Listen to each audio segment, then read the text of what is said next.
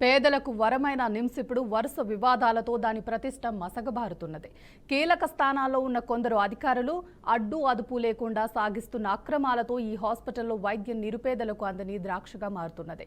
రాజకీయ నేతల పలుకుబడితో నిమ్స్లో రాజ్యం నడిపిస్తున్న వైద్యులు కొందరు అసలు పని వదిలేసి కొసరుకే ప్రాధాన్యమిస్తున్నారని విమర్శలు వస్తున్నాయి.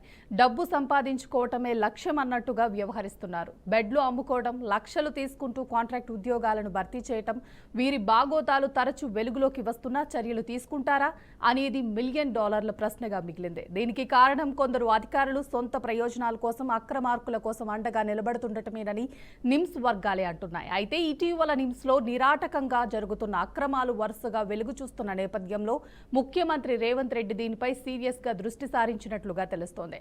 అసలు నిమ్స్ హాస్పిటల్లో ఏం జరుగుతుందో నివేదిక అందజేయాలని ఆదేశాలు జారీ చేసినట్లు సమాచారం. ఈ క్రమంలో రంగంలోకి దిగిన నిఘా వర్గాలు ఇప్పటి వరకు వెలుగు చూసిన అవినీతి బాగోతాలపై వివరాలను సేకరిస్తున్నట్లు తెలిసిందే. వీటిలో నివేదికను తయారు చేసి త్వరలోనే సీఎంకు అందజేయనున్నట్లు సమాచారం. పేదల నిమ్స్ను కాపాడాలంటూ ముఖ్యమంత్రిని ప్రజలు కోరుతున్నారు. కరోనా సమయంలో నిమ్స్ ఆసుపత్రిలో కొందరు యథేచ్ఛగా బెడ్ల దందా సాగించారు. దీనిపై అప్పట్లో పంజాగుట్ట పోలీస్ స్టేషన్లో కేసులు కూడా నమోదయ్యాయి.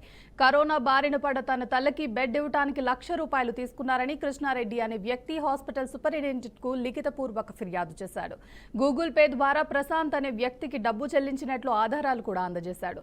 క్యాష్ కౌంటర్లో తనిఖీ చేయగా తాను కేవలం ₹1,000 మాత్రమే చెల్లించినట్లుగా ఉందని తెలియజేశాడు. దీనిపై అంతర్గత విచారణ జరుపుగా ప్రస్తుతం అదనపు సూపరింటెండెంట్ గా ఉన్న డాక్టర్ లక్ష్మీ భాస్కర్ చెప్పిన మేరకే కృష్ణారెడ్డి తల్లికి బెడ్ కేటాయించినట్లు సిబ్బంది తెలిపారు. దీనిపై సూపరింటెండెంట్ ఫిర్యాదు చేయగా పంజాగుట్ట పోలీసులు కేసు కూడా నమోదు చేశారు. అయితే ఆ తరువాత ఏం జరిగిందో తెలియదు కానీ ఈ కేసును లోక్ అదాలత్తో రాజీ కుదుర్చుకున్నారు. ఇటు కేసులు నమోదు చేసిన పంజాగుట్ట పోలీసులు ఎవరిని అరెస్ట్ చేయకపోవటం, అటు అంతర్గత విచారణ జరిపించిన ఆసుపత్రి ఉన్నతాధికారులు బాధ్యులపై ఎలాంటి చర్యలు తీసుకోకపోవటం గమనార్హం. కాగా ఇప్పటికీ అదే పరిస్థితి ఉందని పలువురు బహిరంగంగానే ఆరోపణలు చేస్తున్నారు.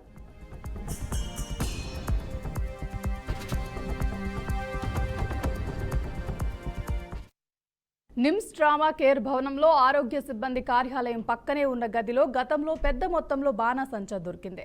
అదే అంతస్తులో అగ్ని ప్రమాదం జరిగినప్పుడు ఈ విషయం వెలుగు చూసింది. అగ్నికీలలు ఆ గదికి వ్యాపించి ఉంటే బాణాసంచా పేలి ప్రమాద తీవ్రత పెరిగేదని ప్రతి ఒక్కరూ చర్చించుకున్నారు. అదే జరిగి ఉంటే నిమ్స్ ఆసుపత్రిలో ఊహించని విషాదం సంభవించి ఉండేదన్న అభిప్రాయం సర్వత్రా వ్యక్తమైంది. దీనిపై కూడా పంజాగుట్ట పోలీసులు కేసులు నమోదు చేశారు. ఇక్కడ గమనించాల్సిన విషయం ఏంటంటే రాత్రికి రాత్రి బాణాసంచా మాయం కావటం, ఈ వ్యవహారంలో ఆరోపణలు ఎదుర్కొన్న ఓ ఉన్నత స్థాయి అధికారి తన పలుకుబడితో విచారణ ముందుకు సాగకుండా అడ్డుకున్నట్లు ఆరోపణలున్నాయి. ప్రమాదం జరిగిన అంతస్తులో సీసీ కెమెరాలు లేవు. దీంతో జరిగిన ఆధారాలు దొరకలేదు. భవిష్యత్తులో దొరికితే కేసు విచారణ సాగిస్తామంటూ పోలీసులు సంబంధిత కోర్టుకు ఓ నోట్ సమర్పించి కేసును పక్కన పెట్టేయటం గమనార్హం. ఆసుపత్రి ఏ కాంట్రాక్ట్ను దక్కించుకోవాలన్నా ఇక్కడ లక్షల్లో అనధికార రుసుం చెల్లించాల్సిందే అన్న ఆరోపణలు ఉన్నాయి.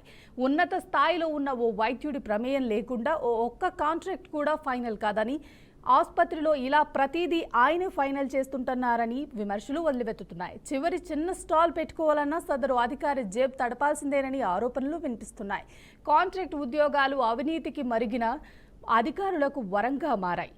3 నుంచి 5 లక్షలు తీసుకుంటూ డబ్బు ఇచ్చిన వారిని కాంట్రాక్ట్ ఉద్యోగులుగా నియమిస్తున్నారన్న ఆరోపణలు ఉన్నాయి. ఇదే కాకుండా కాంట్రాక్ట్ ఉద్యోగులను అడ్డం పెట్టుకుని ఓ ఉన్నతాధికారి కోట్ల రూపాయలు వడ్డీ దందా నడుపుతున్నట్లు హాస్పిటల్ వర్గాల్లో చర్చ నడుస్తోంది.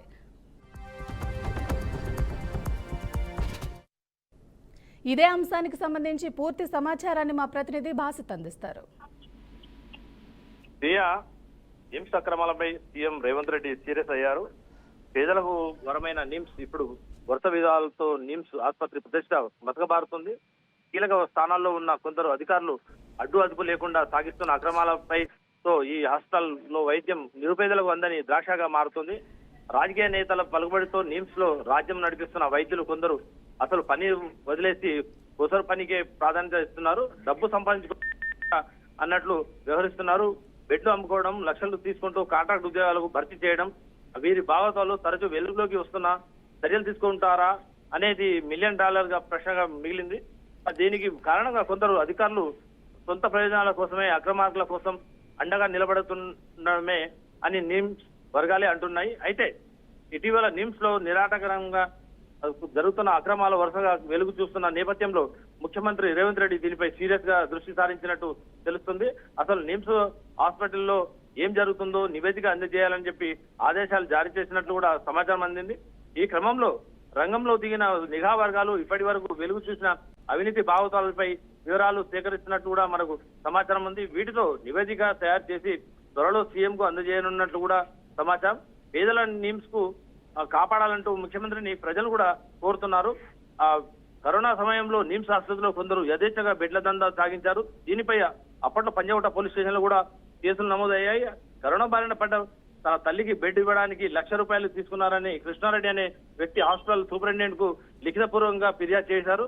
గూగుల్ పే ద్వారా ప్రశాంత్ అనే వ్యక్తికి డబ్బు చెల్లించినట్టు ఆధారాలు కూడా అందజేశారు. క్యాష్ కౌంటర్ లో తనిఖీ చేయగా తాను కేవలం ₹1,000 మాత్రమే చెల్లించినట్టుగా ఉందని చెప్పి తెలియజేశాడు. దీనిపై అంతర్గత విచారణ జరపగా ప్రస్తుతం అయితే అదనపు సూపరింటెండెంట్ గా ఉన్న డాక్టర్ లక్ష్మీ భాస్కర్ చెప్పిన మేరకు కృష్ణారెడ్డి తల్లికి బెడ్ కేటాయించినట్టు సిబ్బంది తెలిపారు. దీనిపై సూపరింటెండెంట్ ఫిర్యాదు చేయగా పంజాగుట్ట పోలీసులు కేసులు కూడా నమోదు చేశారు. అయితే ఆ తర్వాత ఏం జరిగిందో తెలియదు కానీ ఈ కేసును లోక్ అదాలత్ లో రాజీ కుదుర్చుకున్నాడు. ఇటు కేసులు నమోదు చేసిన పంజాగుట్ట పోలీసులు ఎవరిని అరెస్ట్ చేయకపోవడం, అటు అంతర్గత విచారణ జరిపించిన ఆసుపత్రి ఉన్నతాధికారులు కూడా బాధ్యులపై ఎలాంటి చర్యలు తీసుకుపోవడం గమనార్హం అని చెప్పుకోవచ్చు. ఆ సమయంలో హాస్పిటల్లో 7,000కు పైగా కరోనా వ్యాక్సిన్ డోసులు దుర్వినియోగమైనట్టు కూడా ఆరోపణలు వచ్చాయి. అయినా ఎవరు పట్టించుకున్న పాపాన కూడా పోలేదు. అప్పటి నిమ్స్ హాస్పిటల్లో ఇదే పరిస్థితి కొనసాగుతున్న ఆరోపణలు కూడా ఉన్నాయి. అస్వస్థతకు గురైన వారిని కూడా ఆసుపత్రిలో చేర్పించేందుకు వస్తున్న వారు కూడా కాసులు సమర్పించింది మంచం దొరకడం లేదని చెప్పి ప్రస్తుతం వాళ్ళు క్యూ లైన్లలో నిలబడ్డా కానీ వాళ్ళకు ఎలాంటి న్యాయం జరగట్లేదని చెప్పి వాళ్ళు అధికారులను వేడుకున్నా కానీ ఎలాంటి న్యాయం జరగట్లేదని చెప్పి ప్రజలు వాపోతున్నారు. Shriya, thank you బాసత్.